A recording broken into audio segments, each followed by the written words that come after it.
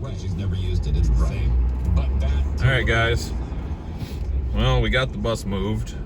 Pulling out of the junkyard. I got to go home and pick up my wife so she can follow me home with the bus because she didn't want to get up early. But there she is. Unfortunately, the compressor governor was stuck again. Played hell trying to get it to build air pressure. Eventually, while it was running, took it off took the mounting bolts off the governor and kind of played with the air pressure and let it push, and all of a sudden it sealed up. Started building pressure. Now, I think I don't know if the governor's stuck the other way or if I've got it adjusted too far, which I don't think I do. But at any rate, it's building up to, I mean, like 150 plus. So driving through the junkyard, I just kept pumping the brakes. So anyway, we'll see what happens when I start it back up when I get back there in a few minutes. So hang tight. All right, guys. I don't know if you're gonna be able to hear me, but driving the old bus home.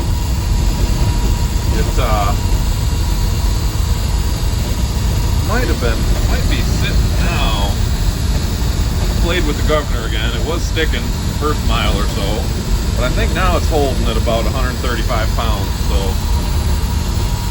hopefully, yeah, I think it is. That's good news. So anyway, I mean, the good news is on this axle, steering is really tight. Not that you can feel kingpin play, but I mean, it feels pretty good. So yeah, we got ourselves a winner here. Transmission shifts great, runs great. The low air warning buzzer is stuck on, but guess we'll deal with that. So anyway, we got ourselves a bus. Well, yeah, as I said, we got ourselves a bus. But it turned into an interesting day. So this is a funny story, to be honest with you. It's one of those ones we'll be telling the story for a while. So got the bus home just fine, no issues. Backed it in the driveway. Kind of checked everything out. Running good, holding air. Was almost out of fuel, so I threw a few gallons of diesel into it. And I keep joking with my kids that, I'm going to take them to school in this bus and, paint some nonsense on the side of it so they can get embarrassed. And so I made all three kids and my wife go for a bus ride with me. Well, that didn't go very well, to be honest. And I'm going to show you why. Sit tight. So, let's see. The old bus has a little lean to her. And when we walk around, you're going to see the problem pretty quick.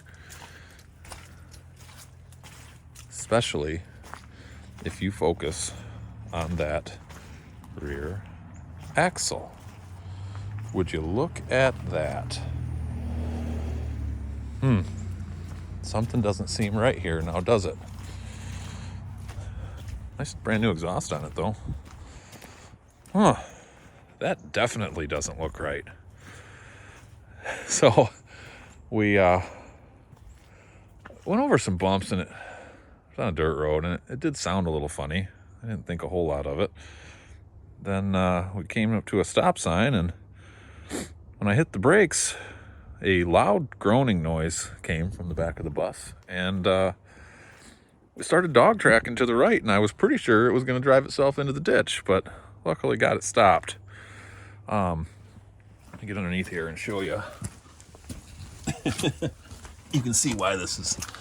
So I've got chains. I've got the axle chained up there for when it got towed. But if you look here, look at that U-bolt. The front one, I don't know if you can see it. The front one's still on this driver's side, but look at that rear U-bolt. That was cut a long time ago because it's rusted. And if I took you over to the other side, you would see that the front U-bolt on the passenger side is the same way. So, shame on me because I didn't get underneath here and check the U-bolts. But I guess, I don't know why someone torched off one U-bolt on each side, but they did. I don't know if they were trying to get the axle out or what. I can only speculate at this point in time, but regardless, they did. And, it held on for the first 3, 4, 5, 6 miles, whatever it was, for the ride home and a couple miles away from the house. And then it let go. A combination of a rough road and some braking, and basically the brakes decided they were going to stop the axle and not the bus, so it started to walk out the back. At any rate, pulled the slip yoke off, drive shaft's unconnected.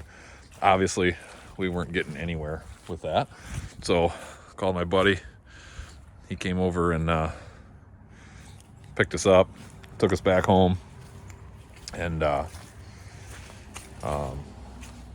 the family back home and called a wrecker. And yeah, that wasn't cheap. I mean, it's a wrecking company or a towing company I use for work. Have used them forever. Got awesome equipment, and they because it's a bus, and I guess they just wanted to, rather than bringing out one of their regular semi-wreckers, they brought out the 50-ton rotator. So that was pretty fun. It wasn't very cheap, but he cut me a deal. He's a truck guy, and this rotator is brand new. I mean, literally, it's been on the road since February 1st. So he kind of gave me a little tour of it and was checking out all the custom stuff they've been doing to it, and started talking trucks and projects. And it was the owner that came out, and so anyway, he cut me a good deal. He knows me and the company fairly well, so I mean, it still hurt, but it wasn't, $500 or $600 that it probably should have been. So at any rate, what a fun Saturday. So obviously the old bus has driven her last mile. I wasn't going to pull that axle out, but now that it's basically already out for me, the bus is going to, if you look here into the woods, eventually there's going to be a pole barn right here. I don't have the money for that. So if we look over here, kind of this opening, got my access road coming in over here. It's going to get re-graveled this year with some used gravel, but that bus is going to go kind of right between the trees there. So I've got some trees I need to drop, but mostly just scrub stuff in here that I can probably come in with a skid steer and excavator and just doze it. I don't even know that I hardly need to cut any of them, but looks like one's an oak. That one might stay. At any rate, so first order of business, probably next weekend.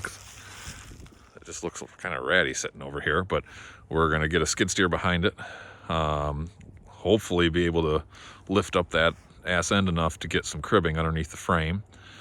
Once that's done, I'll finish torching off what's left of that axle and drag it out the side, I think, because that'll be easiest. Just pull it, the chain right out there.